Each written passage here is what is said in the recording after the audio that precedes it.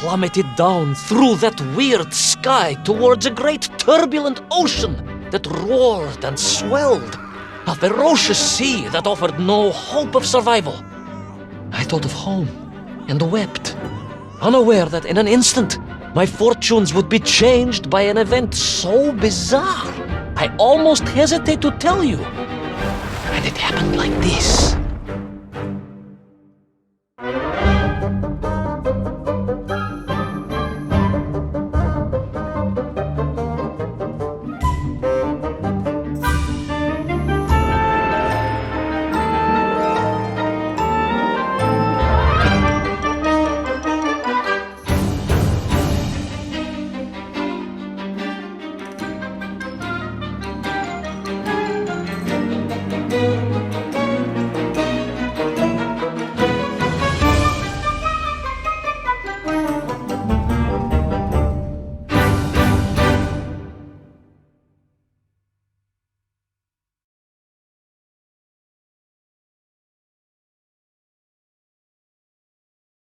A giant whale? It was huge, General. You were swallowed by a giant whale. Yes, General. You look remarkably well for a man who was swallowed by a whale. I am blessed with a strong constitution, General.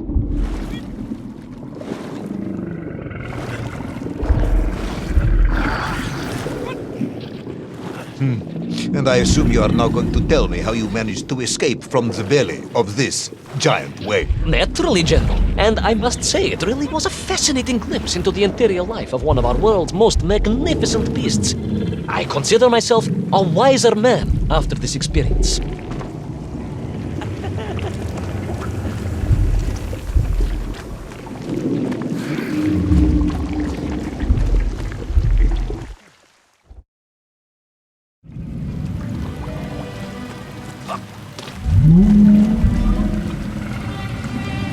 It was an extraordinary place, General. I could perhaps deliver a lecture on the subject to Moscow University's Zoological Society, if you like. I only want to help. The Moscow University Zoological Society has, I suspect, better things to do than listen to the ramblings of a man who claims he was swallowed by a whale.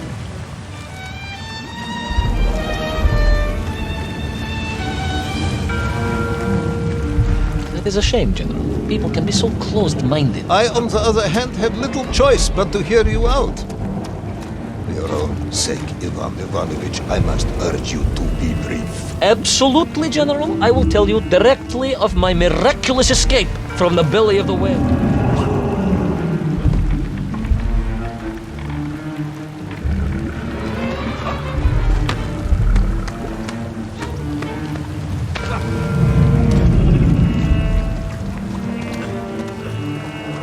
And so I found myself deep within the whale's organs.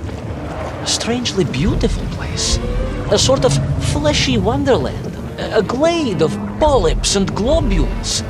A landscape as awe-inspiring in its way as the forests and mountains of Altai. Oh, I hoped, yearned and longed for, and only hoped, as I hope now, that I might one day see again. I think we're all longing for home at this point. Oh, with warm slippers, a mug of steaming Spitzin, and a roaring fire. Not far from home, trapped inside a monstrous fish with only the strange and evil-looking worms that infested its gut for company. With only one's dedication to one's country and mission to keep one from falling into despair. But no, General, I could not. I had to escape, to find little Orpheus and my way.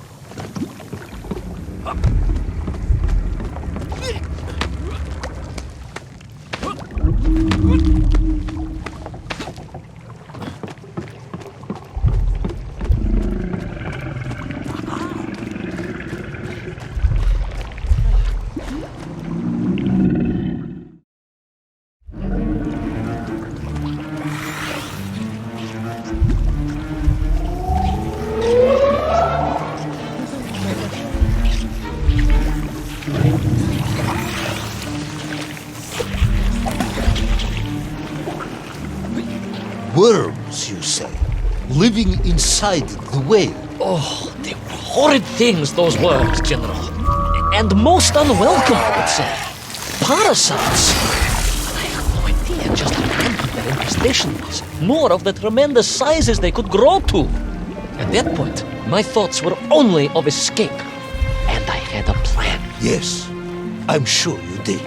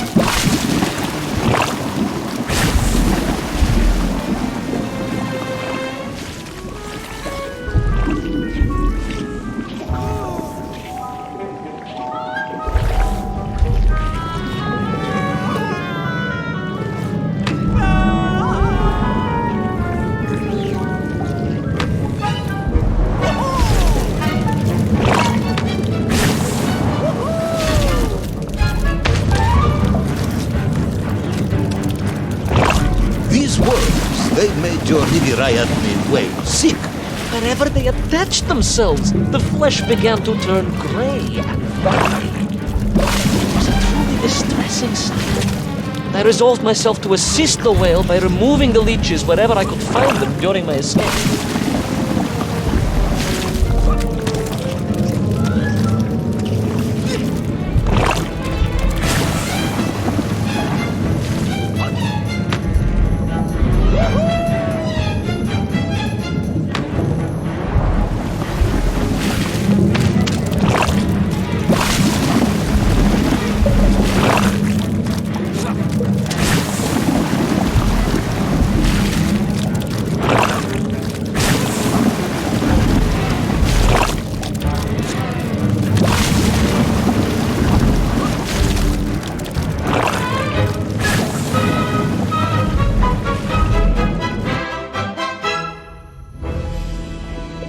In my mind, it was a simple plan, General. I would climb up through the whale's throat into its mouth, then wait until it opened it to feed and swim out. Ah, yes. Brilliant, Ivan Ivanovich. Only one or two minor flaws with it. For example, did it not occur to you that the whale would likely be deep underwater when it ate? Вы правы, General, but I am a strong swimmer. As a child, my parents would take us to holiday near Irkutsk, where we took constitutionals in the waters of Lake Baikal. In fact, my mother often called me her маленький морской котик.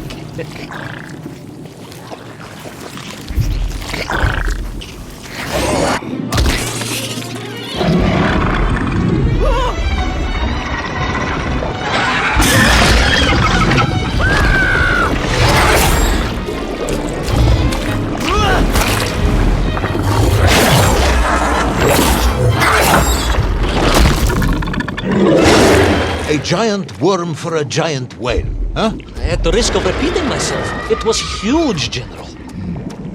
The Moscow University Zoological Society may be interested after all.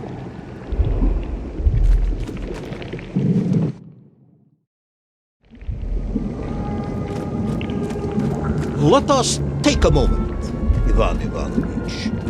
Your ridiculous plan to escape through the mouth of the whale failing, you would now have me believe you had embarked on some misguided crusade to free it of the worm infestation. To what end, exactly? When one suffers, we all suffer, General.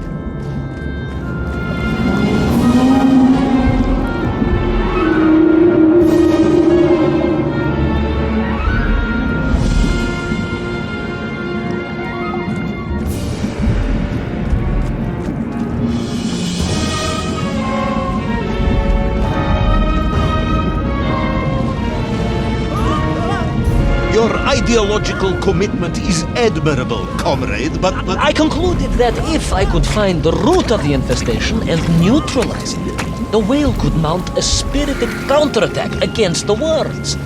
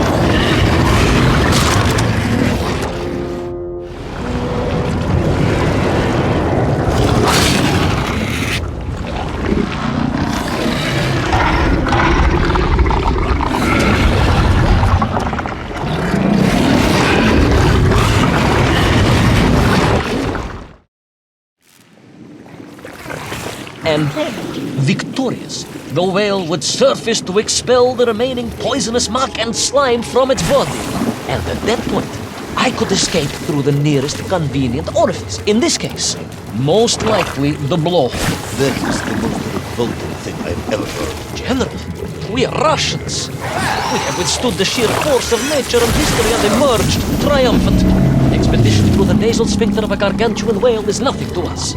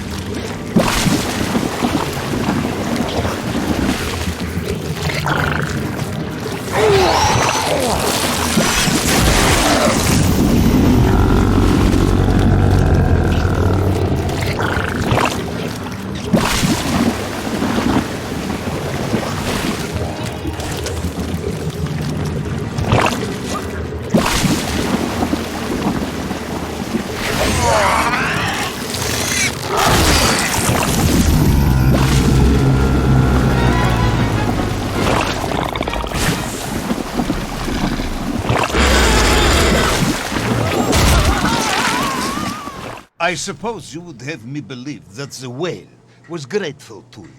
Oh, well, General, that would be presumptuous. I doubt it was even aware of my presence. But I had more immediate problems.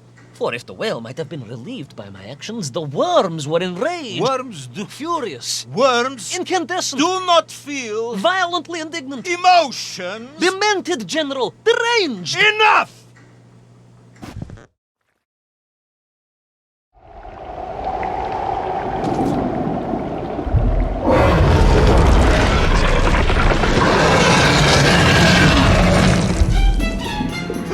Where is little Orpheus? Where is my bomb?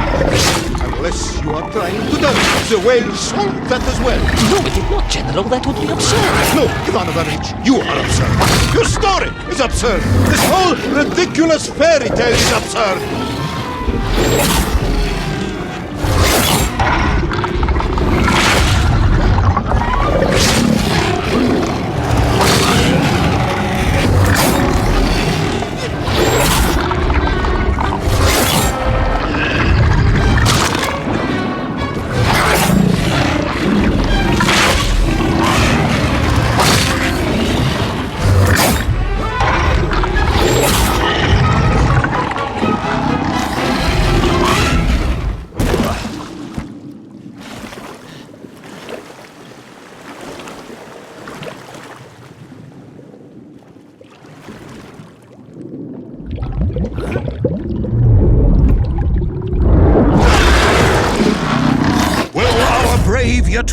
foolhardy hero escape the furious worm?